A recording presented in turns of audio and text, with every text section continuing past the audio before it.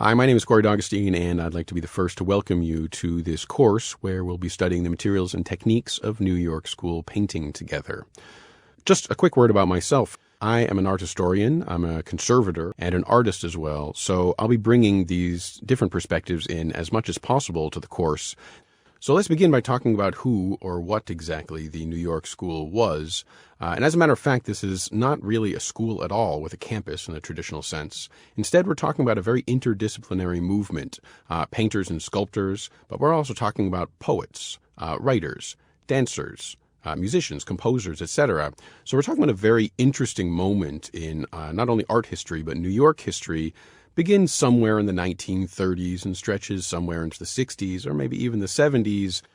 So where did it take place mostly? Well, down in Greenwich Village, here in New York City, in Lower Manhattan, an area that at the time was very inexpensive. So all of these different kinds of artists really all lived within walking distance of one another, which goes a long way to understanding how this movement really cross-fertilized itself and became so rich so quickly. There wasn't a campus per se, but in fact there were three places that really the New York School took place at, we could say. One of them is, in fact, a bar. We're talking about the Cedar Bar, a tavern that no longer exists, unfortunately, but a place where many of the painters, specifically, of the New York School would gather literally on a nightly basis. Well, around the corner from the Cedar Bar was a place called the Club. And if the Cedar Bar was a bit of a riotous place, the Club was a much more serious, academic, civilized kind of a place where you'd give a nickel at the door and you would have a meeting where the business was art. And the question here was, how, as Americans, can we be taken seriously as modern artists? Because at that time, the idea of a modern American art movement was almost laughable, since the Europeans dominated the modern art worldwide, and Paris was the unquestioned center of modern creative activity.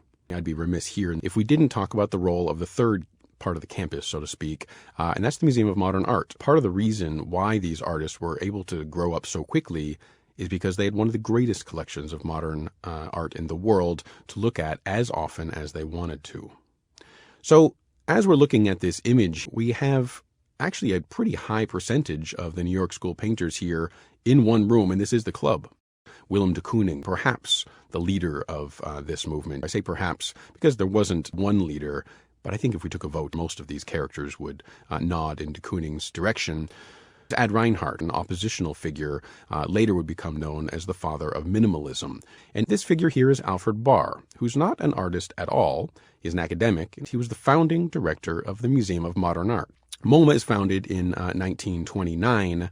You're looking at the cover of a catalog, Cubism and Abstract Art. This is an exhibition at MoMA in 1936.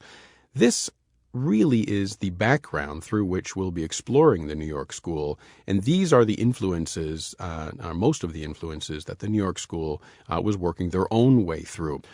Cubism, the work of Pablo Picasso and Georges Braque, centered in Paris, but quickly becoming a dominant modern art movement throughout Europe and elsewhere. Here in Picasso's 1912 painting, The Architect's Table, you see a late Cubist work.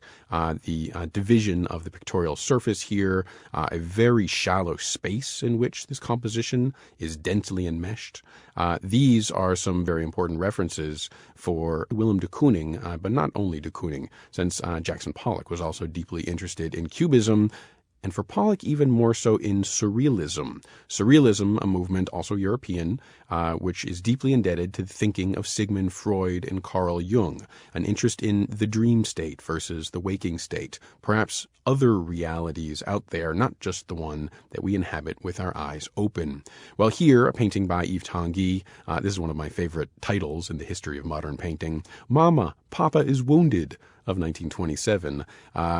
Some artists with a sense of humor. A sense of humor, something that is a bit lacking for many of the New York School artists, as they are deadly serious, deadly intent on moving the capital of the art world from Paris here to New York City. They got a hand in that process because, thanks to World War II, many of Europe's greatest, not only painters, but thinkers, moved here to New York City. In fact, Yves Tanguy, the painter of this image here, just lived uptown from many of the New York School artists who lived downtown. Pete Mondrian, whose homage to New York City, Broadway Boogie Woogie, painted in 1942 and the following year, also moved from the chaos of World War II in Europe to the relative calm of New York City. Mondrian also was very much accessible. Not only could the New York School artists go to MoMA to see Mondrian's works, but they could have a beer with him and learn modernism from one of the living sources of that movement. Hans Hofmann and his ally Josef Albers, these are two of the great color theorists and great painting instructors of the 20th century. Both of them are German, and both of them immigrated here to New York City. Hofmann set up a school downtown. Josef Albers here, we're looking at one of his many paintings called Homage to the Square. Albers was deeply interested in how colors are interdependent, because the same color will look different in your eye depending on what color it's adjacent to. Now let's switch from Alfred Barr's chart, mapping out all of the influences of Cubism and abstract art, to a kind of satire and ironization of that chart, this one penned by Ad Reinhardt. Reinhardt was an art historian himself, not only of European modernism, but of European Old Master painting and of East Asian, and we're talking specifically about Chinese and Japanese classicisms. Reinhardt was interested in Asian calligraphy, and these classical painting traditions will find that influence working its way into the gestural paintings of the New York School. And Reinhardt was also interested in philosophy, specifically in Zen or Chan Buddhism. And this came to New York City, a very fertile moment, thanks to a teacher named Daisetsu Suzuki. Suzuki was the first significant Zen teacher here on the East Coast in the United States. And many of the artists that we'll talk about in this course, most so Agnes Martin and Ad Reinhardt, were deeply influenced by this way of thinking as well. We'd also be remiss not to mention a Southern influence. Let's not forget that the influence of the great Mexican muralists is a huge impact on the New York School here. We're looking at a painting called Collective Suicide, 1936, painted by David Alfaro Siqueiros.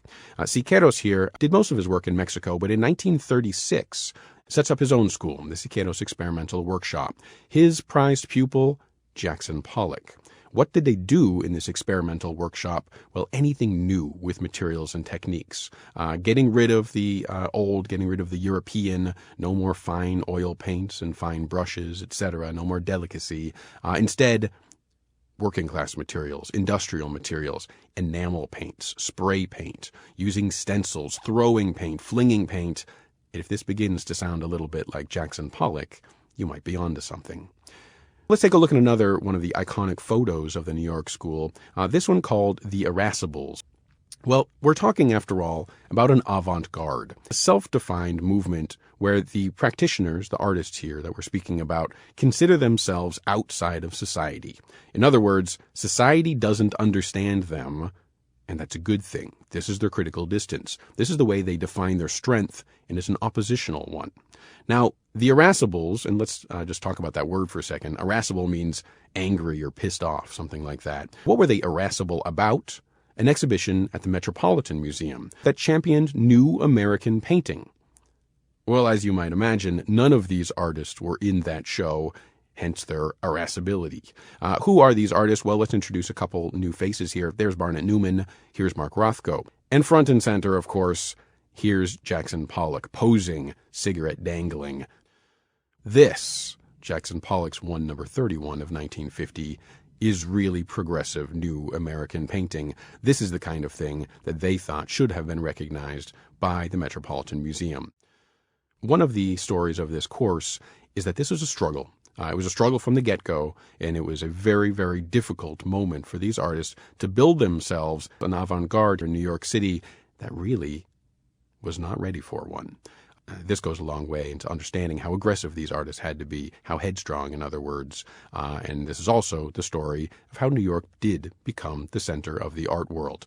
So what are the ideas that are being explored in this New York School group of painters that was so un-European, or what was so new? As a way to understand this, let's introduce two of the most important art historians who are associated with this movement. Harold Rosenberg was a poet, as a matter of fact, a New York School poet, and his way to understand what was so interesting, what was so new about the New York School painting, was called action painting. Rosenberg was thinking about the gestures, the physical movements, how the body moved in space, and how the painting was a kind of recorded image of that event. In other words, something performative transpired, and the painting is the leftovers, the reminder of something that occurred. In Jackson Pollock, we're talking about the torso, the hips, the knees, the shoulders, the wrist, the elbow, etc., the entire body dramatically inserting itself into the presence of this painting. On to Clement Greenberg. Greenberg's central drive is a term called medium specificity. For Greenberg, and by the way, for Ad Reinhardt and some of the other artists we'll study together, the role of a painter in the 1940s, in the 1950s, was to purify painting of anything external to it. In other words, get rid of subject matter. And here, if we look back at that Reinhardt image of the tree, it's subject matter that is weighing down this bow of the tree into the dustbin of history populated by, well, Encyclopedia Britannica and non-art sources like that. Well, already in this brief introduction, I think we can agree that this is some extraordinarily rich subject matter, and I'm looking forward to exploring this together over the coming weeks.